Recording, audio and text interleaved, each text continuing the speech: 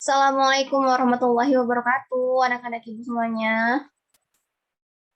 Waalaikumsalam warahmatullahi wabarakatuh. Bagaimana kabar kalian hari ini? Sehat semua kan? Sehat, Bu. Sehat, Alhamdulillah Bu. semua Bu. Alhamdulillah kalau sehat semua. Karena kita masih dalam keadaan corona, jadi kita masih belajar daring seperti ini ya. Jangan lupa taati prokes, tetap di rumah aja. Jangan keluar-keluar ya kalian. Iya, Bu. Ya, Bu, Bu. sebelum kita mulai pelajaran kita pada hari ini, kita berdoa terlebih dahulu. Berdoa dimulai.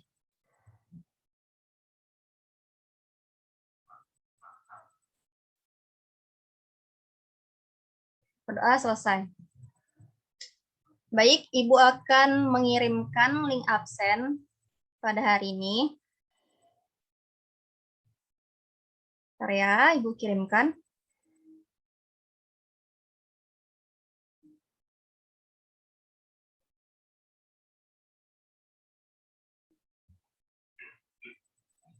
Link absennya di WA Group ya. Silahkan kalian isi terlebih dahulu absennya. Baik, Bu. Baik, Bu.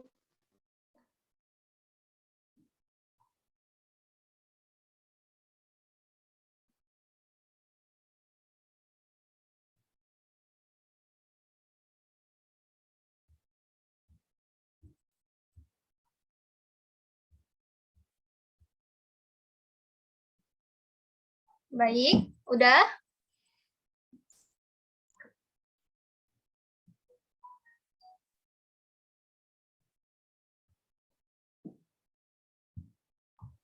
Ya, Bu. Kalau sudah, maka kita akan memulai pembelajaran kita pada hari ini dengan mengucapkan Bismillahirrahmanirrahim. Ada yang masih ingat nggak pertemuan kita minggu lalu membahas tentang apa? Masih, Bu. Ya, apa itu Shirley? Nah, materi minggu lalu itu mengenai klasifikasi makhluk hidup, Bu. Di mana klasifikasi makhluk hidup adalah pengelompokan makhluk hidup berdasarkan ciri-ciri tertentu yang dimilikinya. Ada 5 kingdom dalam klasifikasi makhluk hidup, yaitu ada Monera, Protista, Fungi, Plantae, dan Animalia. Terima kasih, Bu. Baik, berarti kalian sudah paham dong ya, berarti mengenai materi minggu lalu mengenai klasifikasi makhluk hidup. Selanjutnya, pada pertemuan hari ini kita akan membahas mengenai materi virus. Tujuan pembelajaran kita pada hari ini yaitu melalui pembelajaran ini kalian dapat menguraikan ciri-ciri, menggambarkan, mengelompokkan, dan menganalisis virus, serta menjelaskan peranan virus dalam kehidupan. Jadi, apa materi kita pada hari ini? Virus, Bu. Oke, virus. Karena membahas tentang virus, kita udah nggak asing lagi berarti ini ya kan? Kayaknya udah enek gitu. Udah 2 tahun ini kita udah belajar daring, nggak bisa kemana-mana, itu karena virus. Apalagi sekarang sedang pandemi corona.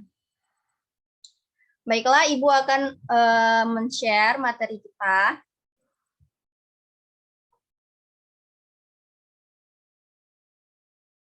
Sebentar.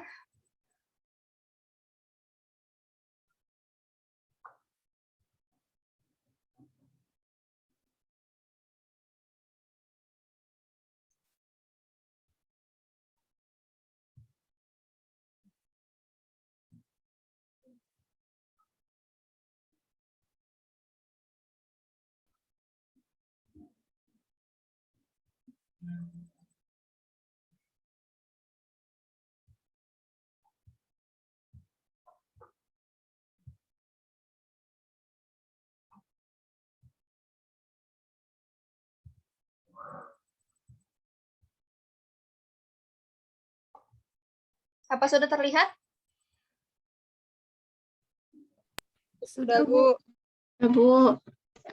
Baik, kita akan membahas mengenai virus.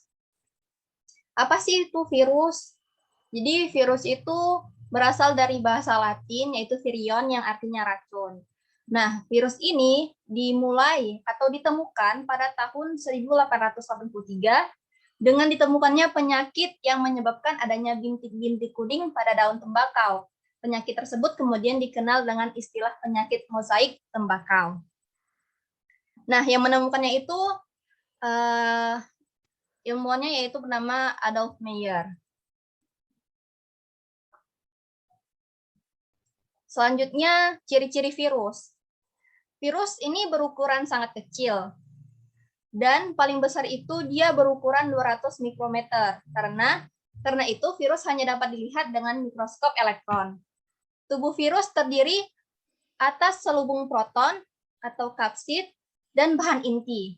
Bahan inti berupa RNA dan DNA. Yang ketiga, virus tidak mempunyai membran dan organel-organel sel yang penting bagi kehidupan. 4. Virus hanya dapat bereproduksi jika berada dalam sel hidup atau jaringan hidup. Yang kelima, biasanya stabil pada pH 5 sampai 9. Selanjutnya, virus dapat dikristalkan seperti benda mati. Bentuk virus bermacam-macam, ada yang berbentuk batang, bola, atau bulat, berbentuk peluru, dan berbentuk T.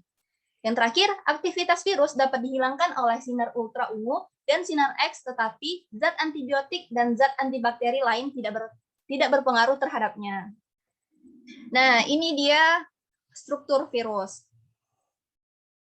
Yang pertama tuh kepalanya. Nih, kepala merupakan bagian dalam kepala virus. Ini berisi asam nukleat, sedangkan bagian luarnya diselubungi oleh kapsid. Kepala virus bakteriofag berbentuk polihedral dengan jenis asam nukleat DNA. Selanjutnya ada leher. Leher merupakan bagian yang menghubungkan kepala dan ekor. Leher juga menjadi saluran keluarnya asam nukleat menuju ekor. Yang ini bagian dari sini sampai ke kakinya, ini merupakan ekor. Ekor merupakan bagian yang berfungsi untuk menempel pada sel inang. Ekor terdiri atas serabut ekor dan lempeng dasar. Serabut ekor berfungsi melekatkan diri pada sel inang, sementara itu lempeng dasar yang berisi jarum penusuk berfungsi untuk menginjeksi DNA ke dalam sel inang. Nah, bentuk virus itu bukan seperti yang tadi aja ya, bukan seperti bakteriofag aja, melainkan bentuknya itu banyak, beragam. Ada yang bentuk bulat, batang, ada yang seperti benang. Nah, bentuk batang ini, misalnya TMF atau tobacco mosaic virus. Kemudian bentuk batang dengan ujung oval seperti peluru, contohnya rhabdovirus. Dan bentuk yang filamen ini seperti benang, ini contohnya itu Ebola. Selanjutnya, Ibu akan men-share mengenai replikasi virus.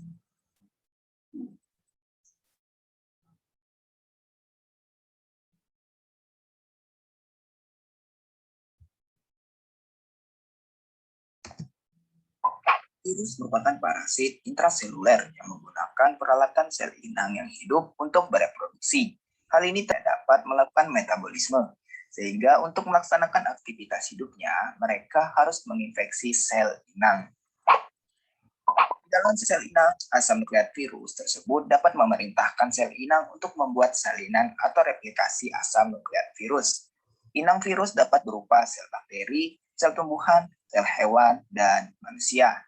Inang sel hidup tersebut menyediakan ribosom, enzim, dan komponen lainnya yang dibutuhkan untuk menyintesis asam nukleat dan membuat protein virus.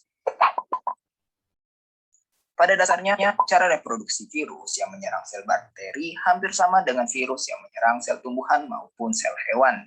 Tahap-tahap yang dilakukan selama proliferasi adalah adsorpsi atau fase penempelan pada sel inang, infeksi atau fase memasukkan asam nukleat, sintesis atau fase pembentukan, perakitan, dan lisis atau fase pemecahan sel inang.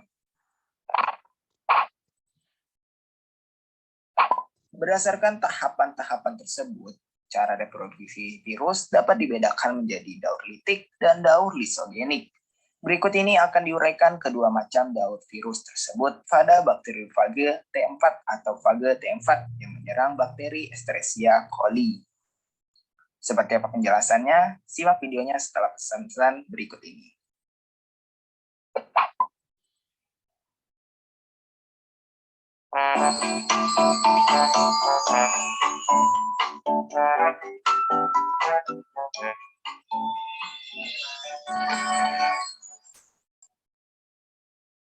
Pertama, kita masuk tahapan reproduksi virus secara daur litik. Siklus reproduksi virus yang pada akhirnya menghancurkan sel inang disebut sebagai siklus litik. Agar kalian lebih memahami tentang siklus litik ini, silakan perhatikan gambar-gambar pada masing-masing tahapan pada siklus atau daur ini. Bagian pertama terdapat fase absorpsi. Pembiakan fage dimulai dengan menempelnya ekor virus pada dinding sel bakteri. Virus mengidentifikasi dinding sel bakteri tersebut dengan menggunakan kesesuaian lock and key atau lubang dan kunci. Dinding sel tersebut dilarutkan oleh enzim lisozim atau enzim penghancur sehingga terbentuk lubang pada dinding bakteri atau sel inang. Kedua, terdapat fase infeksi. Melalui lubang tersebut, asam nukleat dalam bentuk DNA atau RNA virus dimasukkan ke dalam sel bakteri pada fase injeksi ini. Sementara itu, selubung protein atau kapsid virus tetap berada di luar sel bakteri dan tidak berfungsi lagi. Kemudian lanjut pada fase ketiga, yaitu fase sintesis. Ketika DNA fage berhasil masuk ke dalam bakteri, DNA fage akan mereproduksi enzim untuk menghancurkan DNA bakteri. Setelah DNA bakteri hancur, DNA fage akan mengambil alih kendali kehidupan. Kini DNA fage lah yang berperan di dalam tubuh bakteri. DNA fage mereplikasi diri berulang-ulang kali dengan jalan menyalin diri membentuk DNA fage dalam jumlah banyak. Selanjutnya, DNA fage tersebut melakukan sintesis protein virus yang akan dijadikan kapsid dengan menggunakan bosom bakteri dan enzim-enzim bakteri. Di dalam sel bakteri tersebut terjadi sintesis DNA virus dan protein yang dijadikan sebagai kapsid virus. Setelah itu terdapat fase perakitan. Kapsid yang disintesis pada awalnya terpisah-pisah antara bagian kepala, ekor, dan serabut ekor. Bagian-bagian kapsid itu kemudian dirakit menjadi kapsid virus yang utuh. Kemudian DNA virus masuk ke dalamnya sehingga terbentuklah tubuh virus yang utuh. Dalam satu sel bakteri yang akan terbentuk jumlah fage T4 sekitar 100-200 buah. Kemudian fase terakhir terdapat fase lisis. Setelah virus baru terbentuk, virus akan memproduksi enzim lisozim lagi yang akan menghancurkan dinding sel bakteri. Saat itulah dinding sel bakteri hancur. Sel bakteri mengalami lisis atau pecah dan virus-virus baru akan keluar untuk menginfeksi sel bakteri lainnya. Baik, itu tadi mengenai daur litik pada reproduksi virus. Selanjutnya kita akan masuk pada penjelasan daur lisogenik. Oke, sahabat Gen. Kemudian kedua terdapat daur lisogenik. Pada keadaan tertentu, bakteriofag yang menginfeksi DNA ke dalam sel bakteri tidak selalu diikuti pembentukan bakteriofag baru. Hal ini dikarenakan beberapa bakteri memiliki semacam zat imun, sehingga virus tidak menjadi virulen atau sangat berbahaya. Adanya zat imun pada bakteri akan mencegah pengambilan fungsi DNA bakteri oleh bakteriofag. Ketika DNA fage berada di dalam sel bakteri, DNA fage menyisip ke dalam DNA bakteri. Untuk menyisip ke dalam DNA bakteri, DNA fage harus memutus DNA bakteri. Kemudian, DNA virus menyisip di antara benang DNA bakteri yang putus tersebut. Sehingga di dalam DNA bakteri terkandung DNA virus. Gabungan antara DNA fage dan DNA bakteri ini dinamakan profage. Jika bakteri akan membelah diri, maka sel bakteri akan menjalin profage tersebut melalui proses replikasi. Dengan demikian, setiap sel anak hasil pembelahan mengandung profage yang identik. Proses pembelahan bakteri berlangsung berulang kali dan jumlah profage pun sama dengan jumlah bakteri yang ditumpanginya. Pada suatu saat imunitas bakteri dapat hilang. Radiasi sinar ultraviolet dan zat kimia tertentu akan menghancurkan imunitas bakteri terhadap profage. Profage tersebut akan memisahkan diri dari DNA bakteri dan menghancurkan DNA bakteri, kemudian akan masuk pada tahap seperti daur litik.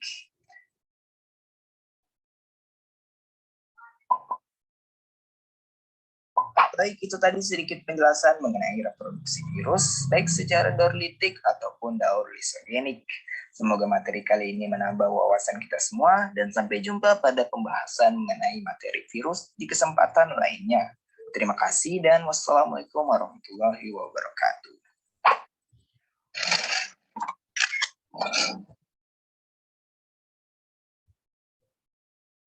Baik, kalian setelah melihat video replikasi atau reproduksi virus ini, berarti kalian tuh sudah tahu bagaimana daur dari yang litik dan lisogenik. Ada yang bisa menguraikan kembali daur litik dan daur lisogeniknya? Saya, Bu. Ya, silahkan Asni dan Nini. Asni menjelaskan mengenai daur litik, kalau yang ini daur lisogenik. Baik, Bu. Terima kasih. Daur litik terdiri dari beberapa tahapan, yaitu adsorpsi, penetrasi, sintesis, dan replikasi, pematangan atau perakitan, serta lisis. Baik, Bu. Terima kasih. Sekian dari saya. Baik, terima kasih. Bagus sekali ya jawabannya. Selanjutnya, silahkan Nini. Baik, Bu. Terima kasih, Bu. Nah, untuk tahapan-tahapan dalam daur lisogenik itu ada yang namanya adsorpsi dan infeksi, kemudian penetrasi, terus penggabungan, pembelahan, serta sintesis, Bu. Baik, bagus ya Nini. Selanjutnya, Ibu akan menjelaskan mengenai, bentar, Ibu share screen. Peranan virus dalam kehidupan. Nah, walaupun kita lihat tuh virus kayaknya banyak kali sih buat penyakit, sampai kita nggak bisa ke sekolah ya kan. Ternyata virus ini mempunyai manfaat. Manfaatnya itu yang pertama sebagai pembuatan vaksin protein. Yang kedua digunakan dalam pembuatan rekayasa genetika. Yang tiga, pengobatan secara biologis dengan melemahkan atau membunuh bakteri, jamur, atau protozoa yang bersifat patogen. Kemudian, pembuatan perangkat elektronik. Nah, ini dari tim ilmuwan dari John Innes Center di Inggris, berhasil menginkolusi partikel virus dan mencampurnya dengan senyawa besi untuk membuat kapasitor. Sehingga dia bisa menjadi perangkat elektronik. Keren banget berarti ini kan. Virus loh bisa jadi perangkat elektronik. Selanjutnya bisa menjadi pemberantas hama tanaman. Misalnya bakulovirus yang digunakan untuk biopestisida. Selanjutnya itu produksi interferon, yaitu sejenis senyawa yang mampu mencegah replikasi virus di dalam sel induk. Yang terakhir, pembuatan hormon insulin, yaitu dengan mencangkokkan virus penyebab kanker pada gen-gen penghasil insulin dalam tubuh bakteri. Akibatnya, bakteri tersebut dapat berkembang biak dan memproduksi insulin.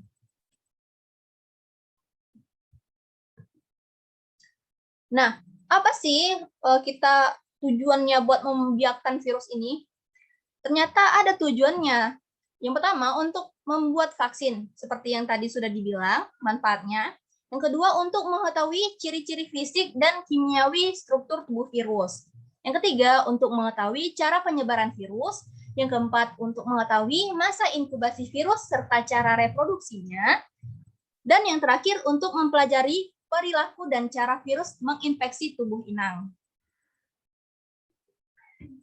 Nah, tadi sudah dijelaskan manfaatnya. Nah, yang ini yang buruk-buruknya. Penyakit yang disebabkan oleh virus. Ternyata virus ini dia bisa menyerang manusia, tumbuhan, dan hewan. Pada manusia, contohnya, dia ini dapat menyebabkan cacar. Ada beberapa macam cacar, yaitu seperti cacar variola, yaitu penyakit yang disebabkan oleh virus variola. Kemudian cacar air varicella, yang disebabkan oleh virus varicella. Kemudian ada campak atau morbili. Nah, campak ini penyakit yang disebabkan oleh morbillivirus. Selanjutnya ada campak Jerman. Campak Jerman ini penyakit campak yang disebabkan oleh virus rubella. Biasanya rubella ini sering menyerang anak-anak yang belum mendapatkan vaksin campak, gondongan, dan rubella. Selanjutnya ada herpes. Herpes merupakan penyakit yang menyerang kulit dan selaput lendir. Selanjutnya ada gondongan. Gondongan yaitu penyakit yang disebabkan oleh paramisovirus. Dan yang terakhir yaitu AIDS, adalah penyakit hilangnya sistem kekebalan tubuh yang disebabkan oleh virus HIV. Pada tumbuhan, penyakitnya itu terdiri dari mosaik, yaitu penyakit yang menyerang tanaman tembakau, kacang tanah, pepaya, cabai, tomat, kentang, dan beberapa jenis labu. Yang kedua yaitu tungro. Tungro adalah penyakit yang menyerang tanaman padi, sehingga mengganggu pertumbuhan tanaman dan menyebabkan kekerdilan. Yang ketiga penyakit TYLC atau tomato yellow leaf curl. Ini penyakitnya disebabkan oleh virus tomato yellow leaf curl tadi. Penyakit ini menyebabkan daun tanaman tomat menguning dan menggulung sehingga menurunkan hasil panen. Yang keempat yaitu penyakit turnip yellow mosaic. Penyakit ini menyebabkan daun tembakau, kapas, dan lobak menggulung. Yang terakhir penyakit bean golden mosaic. Penyakit ini disebabkan oleh virus bean golden mosaic, menyebabkan menguningnya daun pada tanaman tomat dan cabai. Selanjutnya pada hewan. Yang pertama penyakit kuku dan mulut. Biasanya ini menyerang ternak seperti sapi, kambing, kerbau, babi, domba, dan hewan berkuku belah lainnya. Yang kedua yaitu rabies, penyakit yang disebabkan oleh rhabdovirus. Rabies merupakan infeksi akut pada susunan saraf pusat hewan dan dapat menular ke manusia. Jadi kalau misalnya kalian digigit sama anjing yang terkena rabies, itu biasanya bisa menyebabkan kematian kalau tidak ditangani langsung ya. Kemudian ada tumor. Tumor ini penyakit yang menyerang sel epitel kulit dan membran mukosa. Dan yang terakhir yaitu tetelo, adalah penyakit yang menyerang unggas seperti ayam dan itik. Nah, bagaimana sih cara kita agar mencegah dari infeksi virus? Seperti yang kita ketahui, sekarang ini cara kita mencegah dari virus corona yaitu melakukan vaksin. Kalian ada yang sudah vaksin? Nggak ada yang vaksin? Belum, Bu. Wah. Sudah, Bu. Sudah. Kalau misalnya kalian vaksin, itu bukan berarti kalian nggak bakalan terkena virus ya, tapi mencegah. Jadi kalian harus vaksin. Selanjutnya, pola hidup sehat. Selain kita vaksin, kita harus mempunyai pola hidup sehat agar kita tidak mudah terserang penyakit. Dan yang terakhir, sering mencuci tangan. Oke.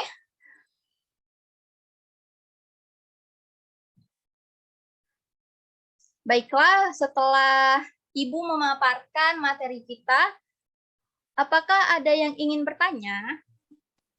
Saya, Bu. Iya, silakan Diba. Tadi kan, Bu, Ibu ada menjelaskan mengenai cara pencegahan infeksi virus. Pertanyaan saya, Bu, pada tumbuhan, bagaimana cara mencegahnya ya, Bu? Baik. Ini pertanyaannya bagus sekali ya. Kalau misalnya kita lihat pencegahannya itu biasanya dibilang tuh untuk manusia aja. Untuk tumbuhan tuh bagaimana? Nah, pencegahan virus pada tumbuhan dapat dilakukan. Contohnya pada tanaman cabai. Biasanya itu terkena virus kuning. Virus kuning Gemini ditularkan oleh kutu kebul. Gejala yang ditimbulkan oleh isolat virus Gemini ini berbeda-beda tergantung pada genus dan spesies tanaman yang terinfeksi. Gejala pada tanaman cabai ini pada anak tulang daun dan ukuran daun mengecil.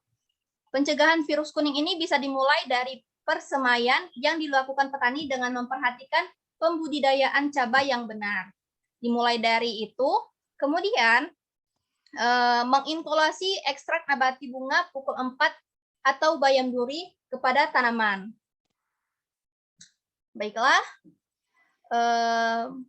karena waktunya sudah mulai mau habis, Ibu jeda dulu ya sebentar.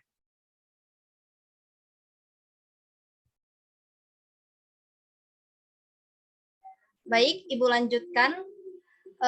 Selanjutnya Ibu akan share video.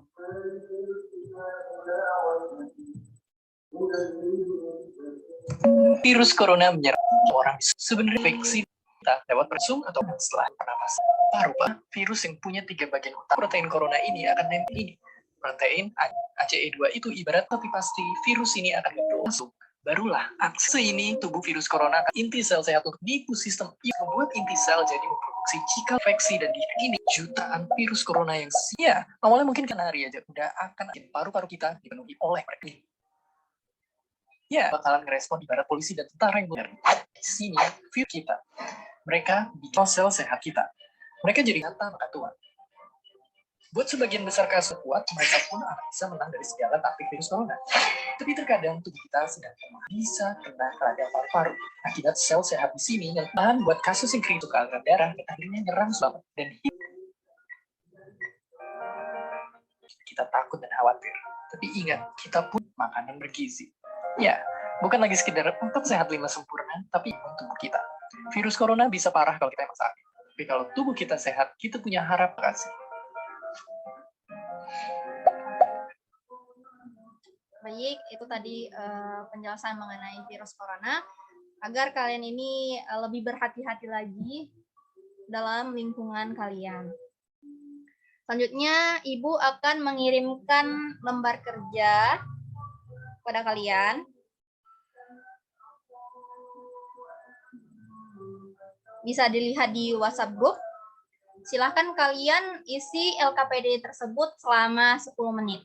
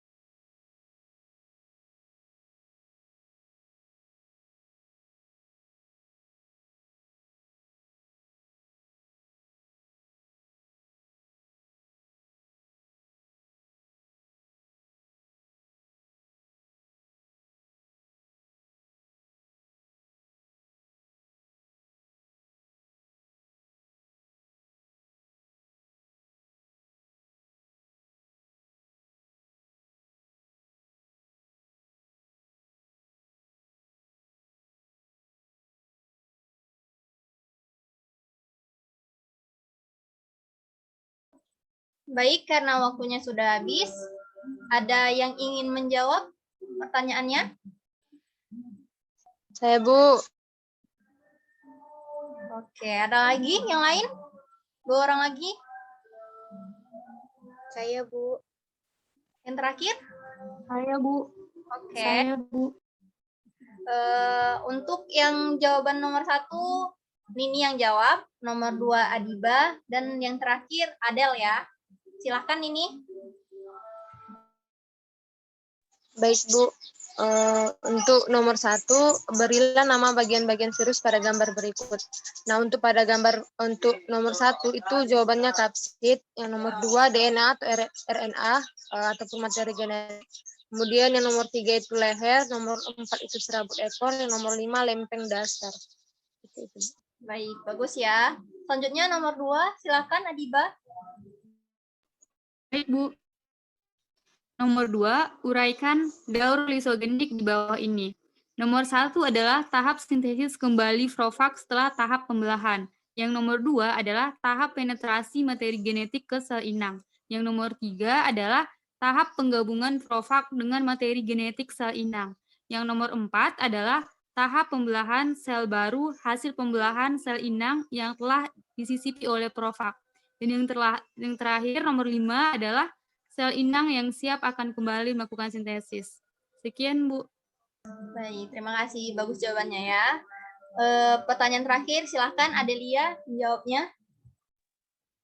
Baik, Bu. Untuk soal nomor 3 itu jelaskan penyakit-penyakit yang disebabkan oleh virus.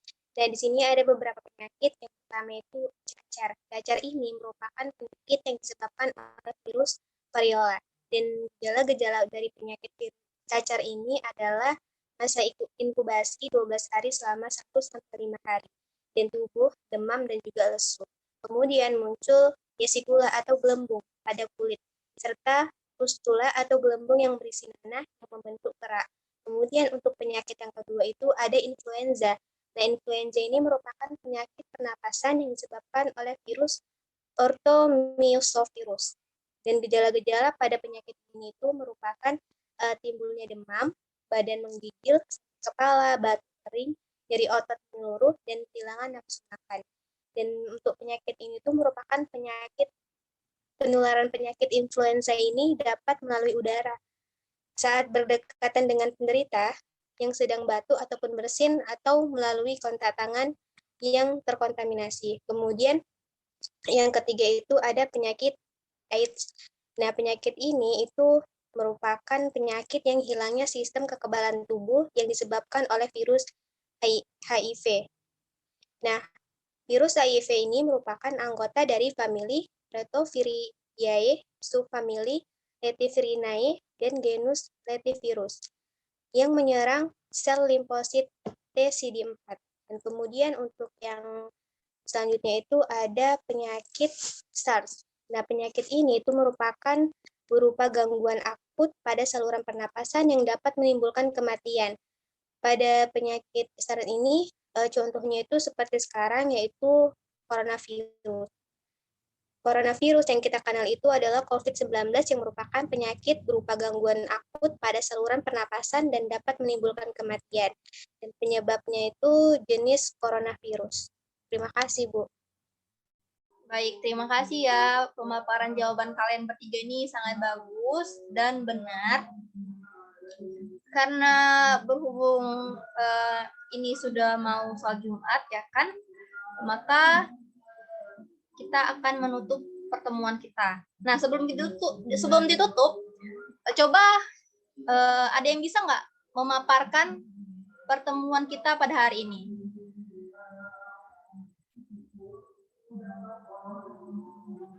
Saya, Bu.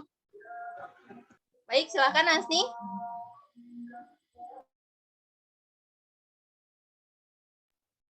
Baik, terima kasih, Bu.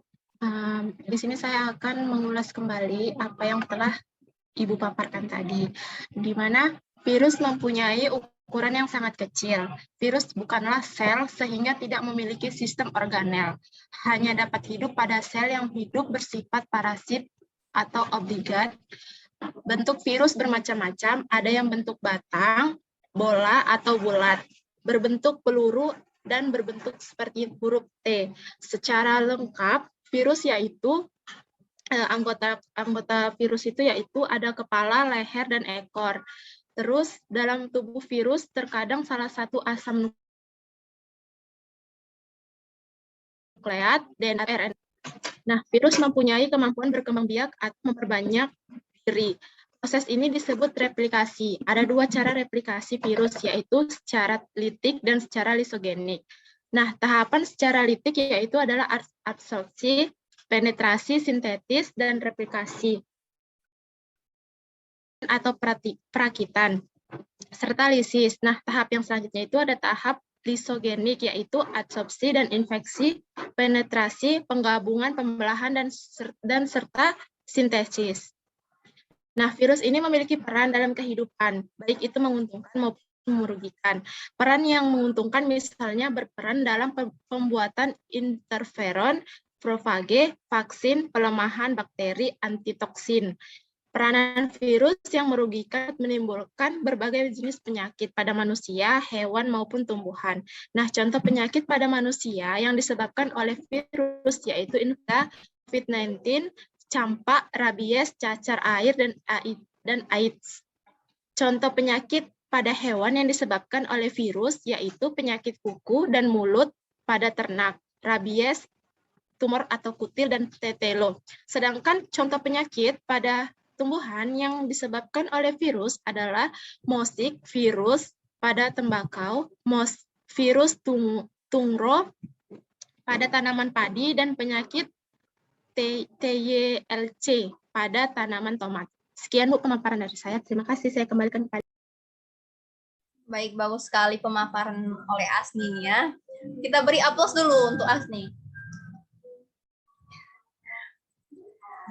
Baik.